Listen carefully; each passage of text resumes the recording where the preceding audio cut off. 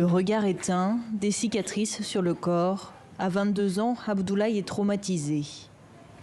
Il y a 2 mois, alors qu'il travaillait sur un site d'orpaillage dans le nord du Tchad, il est kidnappé et torturé.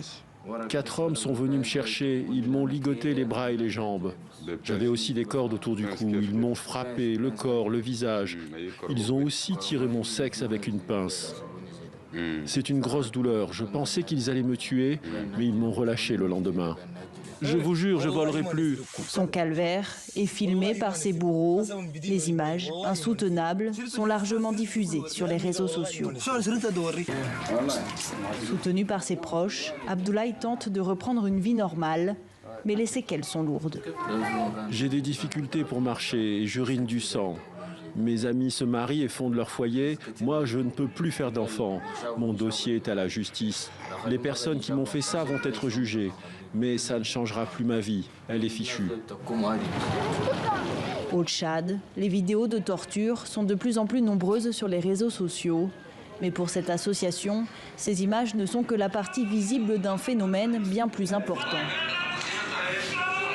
Elle affirme que des milliers de jeunes seraient exploités et maltraités dans des mines d'or du désert tchadien. Si un jeune quitte ses parents, sa famille, et se lance dans une aventure avec tous les risques que cela comporte,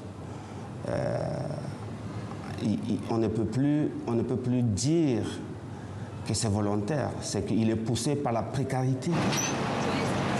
La précarité, c'est aussi ce qui a poussé Eric à quitter son village. Des passeurs lui promettent un travail bien payé, direction la frontière libyenne sur un site d'orpaillage. Mais pendant près d'1 an, il y travaille sous menace et réussit à s'enfuir. C'est par peur que ses employeurs le reconnaissent qu'il témoigne, le visage caché. On m'a dit que j'allais gagner beaucoup d'argent pour faire vivre ma famille, mais je n'ai rien gagné, rien du tout. On travaillait toute la journée. Si on refusait, on nous frappait. On ne nous donne pas à manger, on ne nous soigne pas, et on dort à même le sol. Mon frère est mort d'épuisement dans la mine, sous mes yeux. Aujourd'hui, Eric enchaîne les petits boulots dans la capitale tchadienne pour s'en sortir.